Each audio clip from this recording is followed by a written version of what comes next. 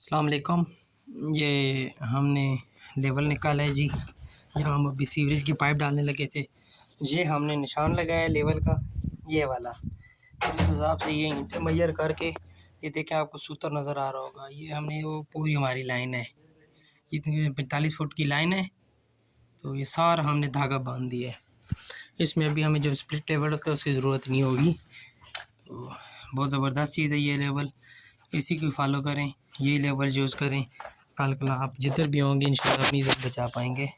बहुत ज़बरदस्त लेवल है ये वाला। इसमें बहुत आसानी है, टाइम की बचत, हर चीज़ की बचत। सिर्फ आप थोड़ा सा मैयर करके लिए वाटर लेवल से लेवल निकाल के वहाँ से मैयर करके शुरू से एंड तक, बस उसके बाद ठिये लगा दें जिस तरह हमने ये लगाए हैं। अभी हमने मज़ीद इसको कंक्रीट भी करेंगे।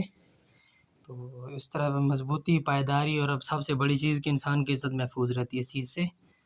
तो एडवाइस समझ लें, जिस तरह बेहतर लगे। सलामत रहें, आबाद रहें, शाद रहें। अल्लाह।